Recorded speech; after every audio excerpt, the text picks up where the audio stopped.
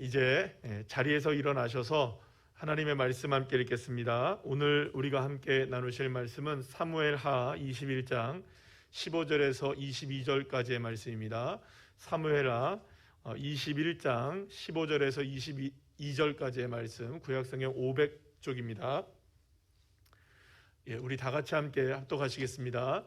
블레셋 사람이 다시 이스라엘을 치거늘 다윗이 그의 부하들과 함께 내려가서 블레셋 사람과 싸우더니 다윗이 피곤하매 거인족의 아들 중에 무게가 300세겔 되는 놋창을 들고 세 칼을 찬 이스부비노시 다윗을 죽이려 함으로 수르야의 아들 아비새가 다윗을 도와 그 블레셋 사람들을 쳐 죽이니 그때에 다윗의 추종자들이 그에게 맹세하여 이르되 왕은 다시 우리와 함께 전장에 나가지 마옵소서, 이스라엘의 등불이 꺼지지 말게 하옵소서 하니라. 그 후에 다시 블레셋 사람과 곱에서 전쟁할 때에 후사 사람 십북에는 거인족의 아들 중에 삽을 쳐 죽였고, 또다시 블레셋 사람과 곱에서 전쟁할 때에 베들레헴 사람 야레 오르기메의 아들 엘하나는 가드 골리앗의 아우 라흐미를 죽였는데 그 자의 창자루는 배틀채 같았더라. 또 가드에서 전쟁할 때에 그곳에 키가 큰 자 하나는 손가락과 발가락이 각기 6개씩 모두 24개가 있는데 그도 거인족의 소생이라. 그가 이스라엘 사람을 능욕함으로 다윗의 형 삼마의 아들 요나단이 그를 죽이니라. 이 네 사람 가드의 거인족의 소생이 다윗의 손과 그의 부하들의 손에 다 넘어졌더라. 아멘. 자리에 앉으시겠습니다. 옆에 있는 분들과 인사 나누겠습니다. 반갑습니다. 감사합니다. 오늘 하나님의 은혜 가운데 주님 앞에 나와 예배하는 여러분들에게 놀라운 하나님의 은혜를 풍성하게 내려주실 줄로 믿습니다. 자, 오늘 그 본문의 제목은 다 같이 한번 읽어볼까요? 시작. 거인과의 싸움이라는 제목으로 함께 은혜를 나누려고 합니다. 성경 가운데 여러분 가장 흥미로운 이야기 하나를 꼽는다면 여러 가지의 이야기들이 있을 거예요. 그러나 우리를 아주 기분 좋게 만들고 또 우리를 흥분하게 만들고 믿음으로 흥분하게 만들고 우리도 저렇게 살아야지라고 이렇게 아주 명확하게 드러나는 그런 그 이야기 중에 하나를 꼽는다면 단연 이 다윗과 골리앗의 싸움이라고 할 수가 있습니다. 그래서 사실은 이 다윗과 골리앗의 싸움은 어린 아이들도 굉장히 좋아하고요, 또 어른이 된 우리들도 좋아하고, 신앙생활을 10년을 했든 20년을 했든 30년을 했든 또 설교를 하는 저의 입장에서도 사실은 다윗과 골리앗의 싸움의 설교는 1년이면 몇 번은 하는 것 같아요. 저도 볼 때 단지 그 설교만 아니더라도 설교 속에서 또 다른 예를 들어서 설명할 때에도 다윗과 골리앗의 얘기는 사실 빠짐없이 우리에게 등장하는 이야기 가운데 하나입니다. 작은 아이 다윗이 거의 3m가 되는 거인 골리앗, 그리고 무기로 든 창 길이만 한 2m 정도가 되는 그런 창을 들고 있었던, 그리고 앞에는 그 골리앗만 호위하는 무사들이 아주 진을 치고 있었던 그런 거인 골리앗을 향하여서 아무것도 가지지 않고 단지 물맷돌만 가지고 이 여호와 하나님의 이름만을 가지고 나가서 싸워서 결국에는 이 거인 골리앗의 목을 치고 이렇게 승리를 하게 되었던 놀라운 그 이야기. 사실은 40일 동안 이 거인 골리앗 앞에 꼼짝없이 벌벌벌벌 떨고 있었던 이 사울 왕과 이스라엘의 군사들을 우리가 생각해 본다면, 사실은 40일 동안 밤낮으로 골리앗이 나와서 무엇을 외칩니까? 여호와 하나님을 욕하고 또 이스라엘 백성들을 능욕하고 여호와 하나님을 계속해서 능욕하는 그러한 일들을 40일을 밤낮으로 모진 거친 말들을 내뱉는 이 골리앗을 제압할 수 없었던 40일 동안 그런 상황 속에 있었을 때에 여러분, 도저히 사실은 이길 방법도 없고 해결할 수 있는 길도 없고 밤낮으로 이렇게 이스라엘 백성들을 괴롭히는데도 어떤 방법도 없는 상황에서 속수무책으로 당하고 있었던 이스라엘.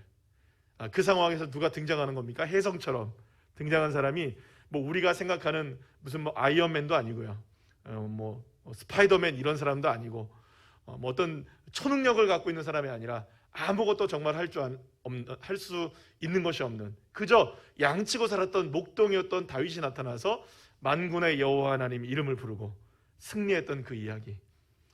사랑하는 여러분, 저와 여러분에게도 이 다윗의 승리가 날마다 주님 만나는 그날까지 계속되기를 간절히 축복합니다. 자, 그런데 사실은 이런 삶이 있잖아요. 40일 동안에 골리앗이 계속해서 누구를 괴롭힙니까? 이스라엘을 괴롭혀요. 계속 욕을 해요. 여러분 한번 생각해 보세요. 하루만 우리가 누구한테 나쁜 소리를 듣고 욕을 먹었다 치면 그것 때문에도 마음이 상해서 부글부글 끓잖아요. 그런데 40일을 밤낮으로 우리가 그런 일을 당한다면 여러분들 우리 정신이 제정신일까요? 여러분 아마 완전 우리 다 미쳐버릴 거예요. 그런데 사실은 어떻게 보면 우리의 삶 속에서도 이렇게 골리앗같이 40일 밤낮으로 우리를 괴롭히는 문제들이 떠나지 않는 것들이 굉장히 많아요. 사실은 뭐 밤낮으로 우리를 괴롭히는 문제가 딱히 무엇이라고 우리가 얘기할 수는 없어도 사실은 우리를 괴롭게 하는 그렇게 그 괴로움을 또 우리가 버티고 견디며 살아가야 한다면 여러분 우리에게도 사실은 날마다 우리의 삶에는 무엇이 앞에 놓여 있는 것과 다를 바가 없을까요? 골리앗 같은 존재가 놓여 있는 것과 다를 바가 없다고 생각을 합니다. 자, 그런데 문제는 이러한 골리앗과 같은 문제가 사실은 인생에 한 번만 뭐 아주 그냥 어쩌면은 우리의 인생 가운데 단 한 번만 있다고 해도 사실은 이게 힘겨운데 안타깝게도 이 골리앗과 같은 삶의 문제는 정말 안타깝게도 잊을만 하면 한 번씩 우리의 인생에 터져요. 잊을만 하면. 여러분 저만 그런가요? 여러분들도 그러신가요? 다 그렇습니다. 누구의 인생 뭐 말할 것도 없이 여기 계신 모든 분들, 예배드리는 모든 분들의 삶을 하나하나 뒤집어 보고 다 살펴보면 괜찮을 것 같다가도 골리앗 또 나타나요. 또 이게 어느 정도 해결돼서 좀 괜찮다 싶으면 잊을만 하면 또 골리앗 나타나요. 또 나타나고 또 나타나요. 여러분 다시금 나를 이렇게 힘겹게 만드는 이런 골리앗, 분명히 여러분 다윗이 골리앗을 이겼습니까? 졌습니까? 분명히 이겼죠. 다윗은 물맷돌로 단순히 골리앗을 기절시킨 정도가 아니라 그의 머리를 쳤습니다. 그리고 그의 창을, 배틀채 같은 창을, 오늘 본문에도 보면 그 동생이 배틀채 같은 창을 또 들고 있잖아요. 그런데 배틀채 같은 창을 분명히 뺏었어요. 칼을 뺏었어요. 그리고 나중에 누가 그걸 가져갑니까, 여러분? 다윗이 가져가요, 그거를. 그러니까 골리앗도 죽었고 존재도 사라졌습니다. 그러나 그렇지가 않았던 거예요. 골리앗이 다윗에게 무너진 이후에 여러분 이스라엘 안에 오늘 본문에 보면 또 다른 골리앗들이 계속 나와요. 계속 그리고 이스라엘을 괴롭혀요. 오늘 우리가 본문을 통해서 그거를 보게 됩니다. 사실 오늘 본문에서 다윗은 또다시 거인족을 만나게 돼요. 곧 골리앗과 같은 거인과 전장에서 싸우는 장면으로 오늘 본문이 시작되는 것을 여러분들 보게 됩니다. 자, 그런데 오늘 15절 말씀에 의하면, 본문 15절 말씀에 의하면 다윗이 전장에서 직접 싸우다가 매우 피곤했다는 것을 볼 수가 있어요. 그러니까 어쩌면은 이것은 다윗이 나이가 많아서 피곤했던 거겠죠. 그리고 다윗이 더 이상 전쟁에 나가지 않아도 될 만큼 통치 기반이 잘 갖춰져 있었던 그때였던 것 같아요. 그래서 아마도 이때는 통치 시기의 마지막쯤 되지 않았을까라는 생각이 들어요. 자, 그런데 문제는 뭐냐면 자신이 어린 시절에 만났던 이 골리앗이라는 존재가 자신의 인생 후반기에도 또 나타났다는 거예요. 골리앗 같은 존재를 앞세운 블레셋과 다윗이 싸워야 했고 그것 때문에 다윗이 매우 피곤해졌다는 거예요. 자, 이스라엘은 계속해서 거인족과의 싸움에 던져지게 됐다는 것을 우리가 오늘 본문을 통해서 확인하게 되는데요. 먼저 16절 말씀을 다시 한번 보실까요? 시작. 거인족의 아들 중에 무게가 300세겔 되는 놋창을 들고 세 칼을 찬 이스비브노시 다윗을 죽이려 함으로 이렇게 얘기합니다. 여러분 다윗은 다시금 누구 앞에 서게 된 겁니까? 거인족의 아들 앞에 서게 된 거예요. 골리앗이 든 창의 이 철무게가 600세겔이었는데 지금 이름도 어렵습니다. 이스부비노. 이 사람이 든 게 300세겔이니까 절반 정도의 이 창의 무게이긴 하지만 여러분 굉장히 거대한 창을 들었던 겁니다. 칼을 들었던 거예요. 그러나 그 위용은 여전히 모습은 위협적이었다는 겁니다. 골리앗은 아니지만 골리앗과 같은 존재였던 것이죠. 그래서 지금 누가 지금 위급한 상황을 만나는 겁니까? 다윗도 지금 위급한 상황을 만나고 있었던 거예요. 자, 오늘 보면 18절 말씀 한번 보시겠습니까? 시작. 그 후에 다시 블레셋 사람과 곱에서 전쟁할 때에 후사 사람 십부게는 거인족의 아들 중에 삽을 쳐 죽였고, 이렇게 얘기합니다. 다윗을 향해 칼을 들고 달려왔던 거인족의 아들 이스비브노비 이 아비새에게 죽은 이후에 또 다른 전쟁에서 블레셋이 거인을 앞세워서 또 나와요. 그러니까 거인족의 아들인 삽이라는 또 다른 거인이 나와요. 여러분, 거인들이 다 이름들이 있죠. 첫 번째 거인이 누구였습니까? 그래, 역사상 이스라엘에 등장했던 첫 번째 거인 골리앗. 두 번째는 이름도 어렵습니다. 이스부비놉. 그죠? 세 번째는 누굽니까? 삽. 그러니까 오늘 본문에서는 두 명이 나오죠. 자, 그렇게 거인족의 아들인 삽을 만나야 했던 거예요. 그런데 여기서 끝나지 않습니다. 오늘 보면 19절 말씀 보실까요? 시작.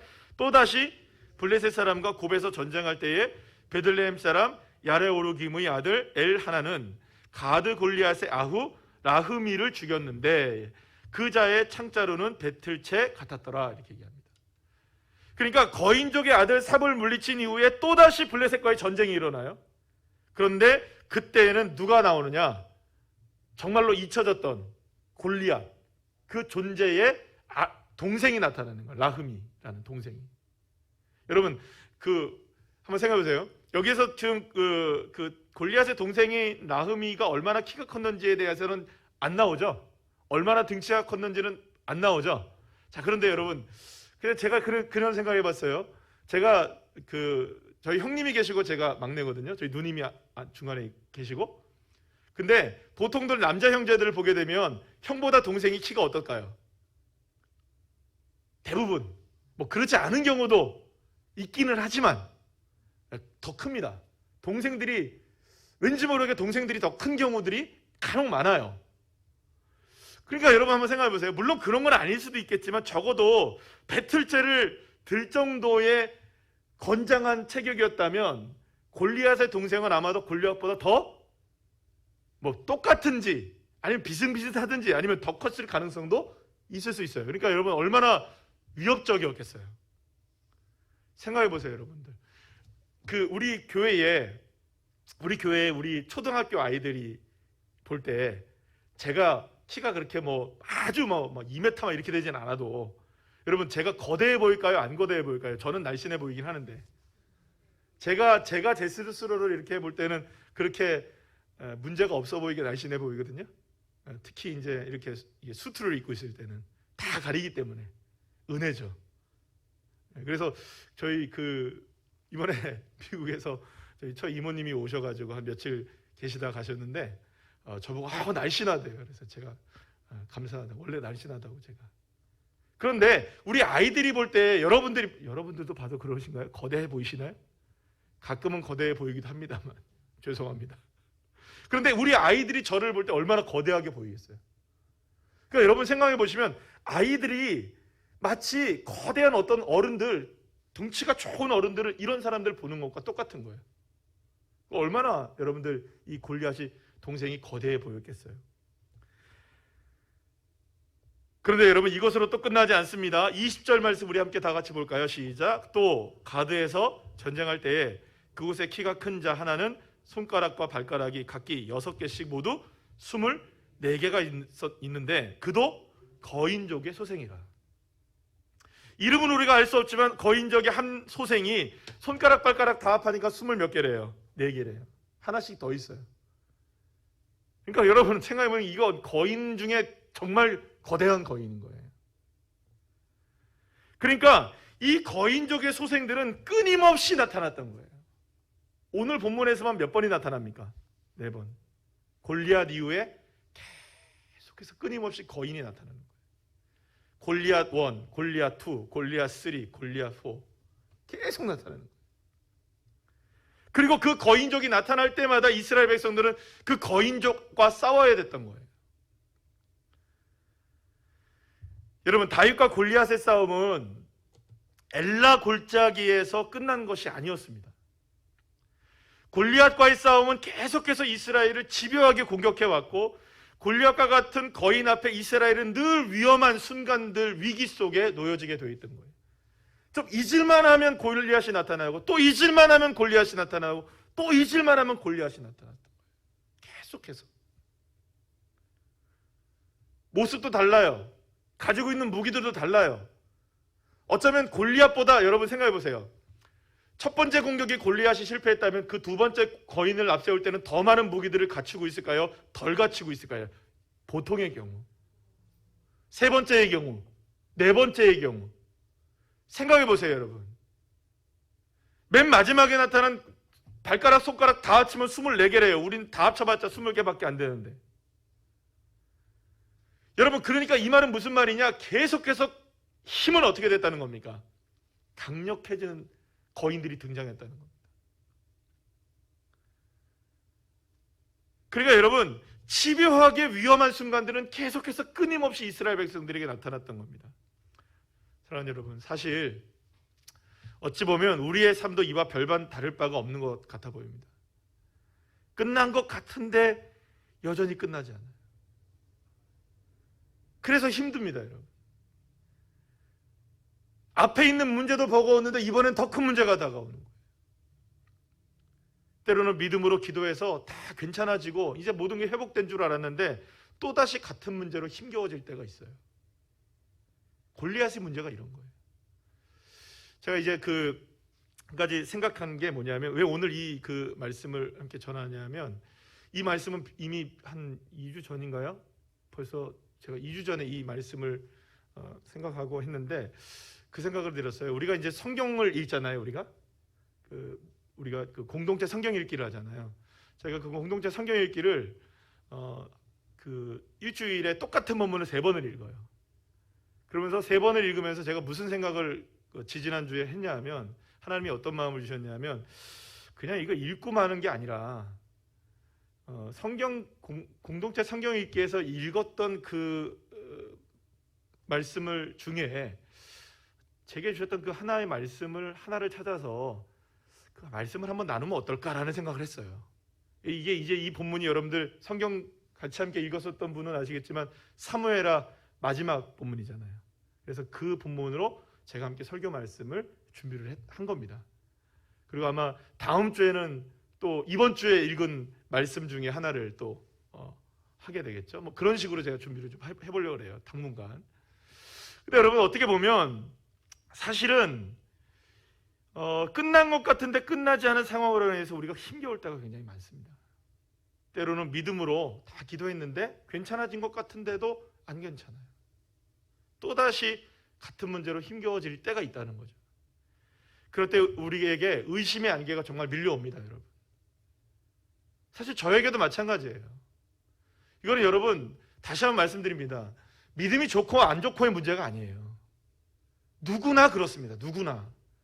또 이런 일이, 또 이런 일이, 또 이런 일이. 그러면 여러분, 의심의 안개가 밀려올 때가 있어요.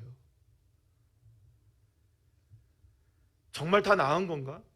정말 괜찮아진 건가? 혹시 내가 고쳐지지 않은 게 아닌 거 아닌가? 혹시 괜찮아지지 않은 게 아닌가? 혹시 하나님이 고쳐주시고 나를 계속 붙잡아 계시고 계셔야 되는데 너무 바쁘시니까 나를 잊은 것이 아니신가? 나에게 왜 또 이런 일이 문제가? 여러분, 다른 문제가 오는 것도 힘겹지만 제일 우리를 괴롭게 만드는 게 어떤 문제입니까? 똑같은 문제가.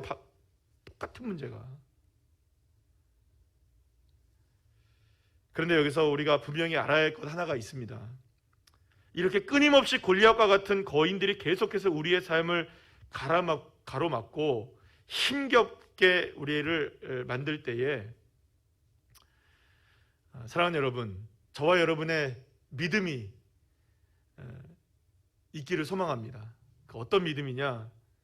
다윗이 골리앗을 이긴 그 기회, 우리에게 또다시 주어진다는 것.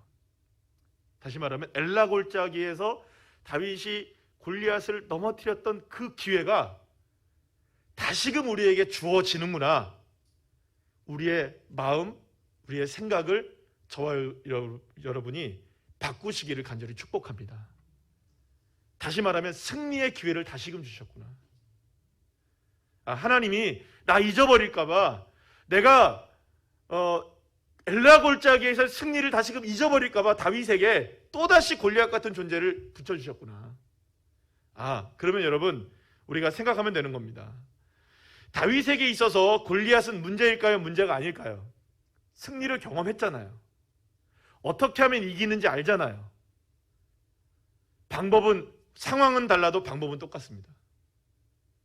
그러니까 여러분, 우리에게 골리앗이 다가오는 그때 다시금 우리의 삶을 통제하며 누구에게 우리의 인생을 맡기는 시간이 되어야 될까요? 하나님께 맡기는 시간이 되어야 되는 겁니다.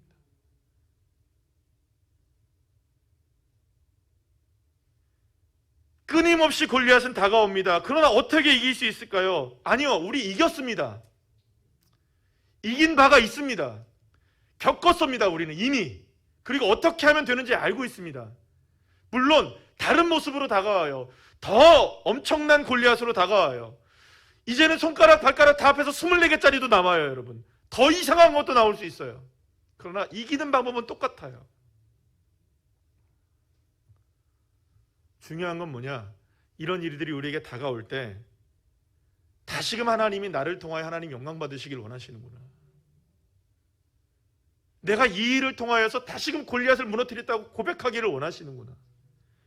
그리고 더 신실하게 주님 앞에 설 수 있는 기회를 주님이 주셨구나. 할렐루야. 사도 바울은 이렇게 고백합니다. 고린도후서 12장 7절 말씀인데요, 우리 다 같이 한번 읽어보겠습니다.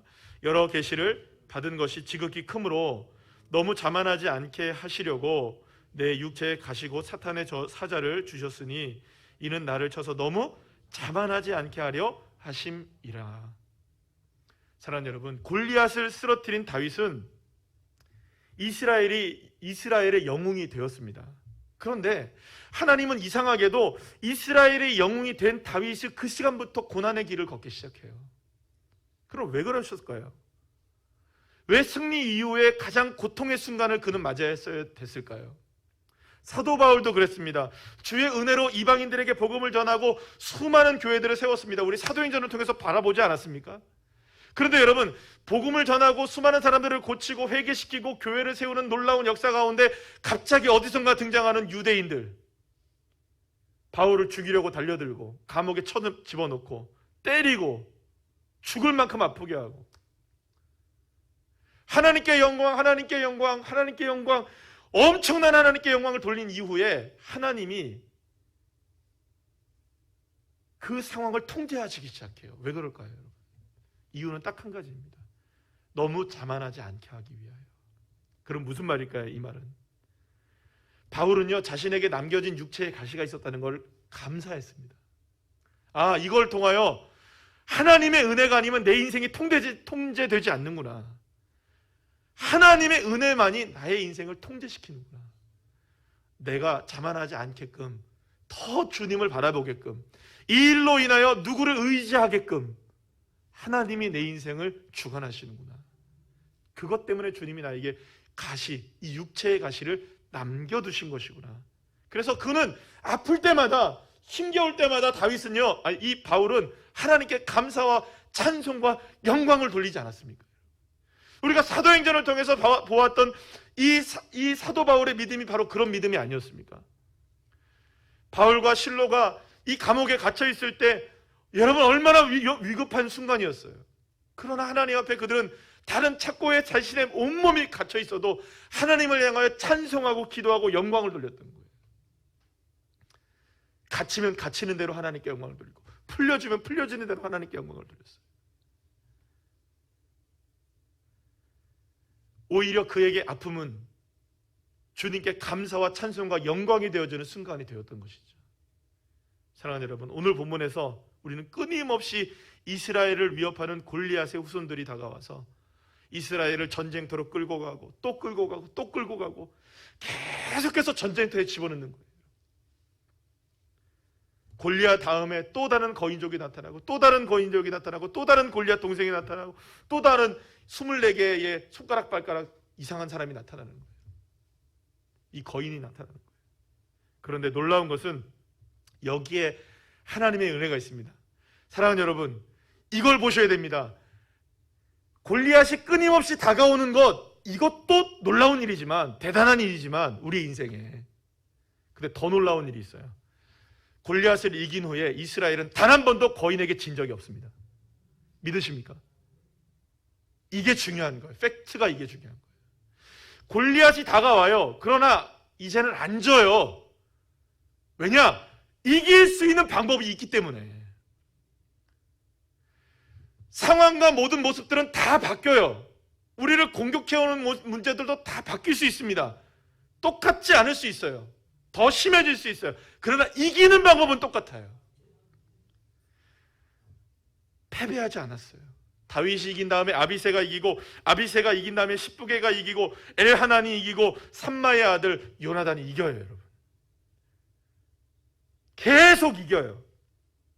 거인족과의 싸움에서 다 이겨요. 여러분, 오늘 보면 22절에서 확인합시다. 시작. 이 네 사람 가드의 거인족의 소생이 다윗의 손과 그의 부하들의 손에 다 넘어졌더라. 할렐루야. 다 넘어졌어요. 다 넘어졌어요. 골리앗을 넘어뜨리는 하나님께서 이 거인들을 다 넘어뜨리셨다는 거예요. 자, 그런데 22절 말씀 다시 한번 보세요. 어떻게 이겼는지에 대한 얘기가 안 나와요. 그리고 오늘 본문에서도 보게 되면 어떻게 싸웠다는 얘기가 안 나와요. 그 대신 여러분 22절 본문을 다시 한번 보시면 이렇게 얘기합니다. 다윗의 손과 그의 부하들의 손에, 이렇게 얘기해요. 여기서 굉장히 중요한 부분이 있습니다. 다윗의 손 앤드, 그죠? 그리고 부하들의 손. 여러분, 다윗의 손에 무엇이 들려져 있었습니까? 물맷돌이에요. 그러면 여러분, 다윗의 손으로 이겼다는 말은 물맷돌로 이겼다는 말일까요? 다른 것을 이겼다는 걸까요? 진짜 물맷돌로 이겼다는 걸 표현할까요? 아니에요.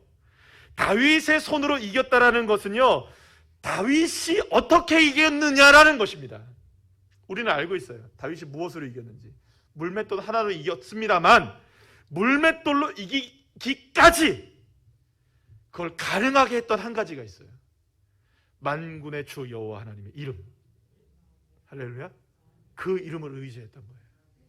그랬을 때 물맷돌을 가지고 나가도 이기는 거예요. 여러분, 하나님을 의지하면 물맷돌로도 이길 수 있고요, 창으로도 이길 수 있고, 칼로도 이길 수 있고, 활로도 이길 수 있는 거예요. 그러나 여러분, 하나님을 의지하지 않으면 물맷돌도 안 되고, 칼도 안 되고, 창도 안 되고, 아무것도 안 되는 거예요. 다윗의 손으로 이겼다는 말은 무슨 말이냐? 어떤 무기로 이겼다는 것이 아니라 여호와 하나님의 이름, 그 능력의 이름, 그 이름을 의지하여 이겼다는 것입니다. 그러니까 여러분, 무엇으로 이겼느냐? 따라합시다. 믿음으로 이긴 거예요. 그러면 다윗의 부하들도 무엇으로 이겼다는 걸까요, 여러분? 나오진 않아요. 그러나 그걸 일부러 설명할 필요도 없는 거예요, 여러분. 왜냐? 누구랑 똑같이 이긴 거니까. 그러니까 말하자면 아비새가 나갈 때 내 칼로 이겨야지 하고 나갔다는 겁니까? 아니에요, 여러분. 십부개가 나갈 때 그렇게 이겼다는 겁니까? 아니에요. 요나단이 나갔을 때 그렇게 이겼다는 겁니까? 아닙니다. 다윗이 나간 것과 같이 이런 고백으로 이겼던 거예요, 여러분. 똑같이 골리앗 2, 골리앗 3, 골리앗 4 나와도 똑같이 이겼던 거예요. 뭔지 아십니까? 사무엘상 17장 47절 말씀. 시작. 여호와의 구원하심이 칼과 창에 있지 아니함을 이 무리에게 알게 하리라. 전쟁은 여호와께 속한 것인즉 그가 너희를 우리 손에 넘기시리라. 다윗의 손에 넘기시리라. 십부개의 손에 넘기시리라. 내 손에도 넘기시는 하나님. 믿습니까? 사랑하는 여러분, 계속되는 거인과의 싸움에 우리가 놓여있지 않습니까? 이만하면 좀 그칠만한데 또다시 다가와요. 사랑하는 여러분, 주님이 오늘 이 밤에 저와 여러분을 위로하십니다. 그 골리앗의 상황 가운데 또다시 던져진 우리들에게 소망을 주십니다. 다른 소망이 아니에요. 지금 우리가 싸워야 하는 그 골리앗이 무엇이든 간에 그 싸움은 여호와께 속해 있습니다. 또다시 우리에게 주어졌다면 이제 또다시 주님께 영광을 돌려야 하는구나. 또다시 주님이 하실 때가 된 것이구나. 할렐루야. 그리고 그 일에 저와 여러분이 간증자가 되기를 원합니다. 제가 저희 집사람이 이 두통으로 아픈 이후에 기도도 뭐 이렇게 했지만, 제가 CTS 방송에서 알게 된 프로그램 중에 하나가 또 이름을 까먹었어요. 이 같이 중보하는 프로그램이 있어요. 근데 그 중보하는 프로그램에서 이렇게 보면서 그 브라이언 박 목사님인가요? 그 목사님이 나오셔서 하시는 얘기를 이렇게 쭉 들어오면서 이분이 이야기하는 게 정말 맞는 얘기들을 하세요. 그래서 제가 공감이 돼서 여러분들한테 이렇게 말씀을 드리는데, 그분이 이런 얘기를 하세요. 간증이 왜 필요한지 아냐. 여러분, 간증은요, 하나님이 하심을 고백하는 겁니다. 그죠? 하나님이 하심을 고백하는 거예요. 그러니까 이 일이 내가 기도를 통하여서 하나님께서 역사하셨다는 것이 믿어지면, 그 믿어지는 것을 통하여 누구에게 영광? 하나님께 영광, 하나님께 영광, 하나님께 영광. 날 사랑하신 주. 할렐루야. 그 날 사랑하셨음을 하나님 앞에 기도하여서 하나님의 영광이 나타났으면, 하나님, 내가 하나님께 영광 돌리겠습니다 해놓고 대부분의 사람들이 영광을 그저 혼자만 해요. 그 목사님이 그런 얘기를 하시더라고요. 그래서 간증이 필요하다고. 수많은 사람 앞에서 누가 듣든지 아니 듣든지, 졸든지 말든지, 나는 하나님을 찬양하고 내 인생 가운데 이렇게 역사하셨음을, 아주 작은 일이지만 하나님 앞에 고백하고 성도들 앞에 고백할 때 누구의 영광이 됩니까? 저런 것도 하나님이 하셨구나. 이런 일도 하나님이 역사하셨구나. 할렐루야. 그러고 보면 여러분, 우리가 하나님께 영광 돌리는 게 얼마나 인색한 줄 아십니까, 여러분? 그렇게 고침받고 그렇게 변화되고 그렇게 하나님의 역사를 간구하면서도 하나님께 영광 돌리는 것은 하나님 감사합니다. 끝.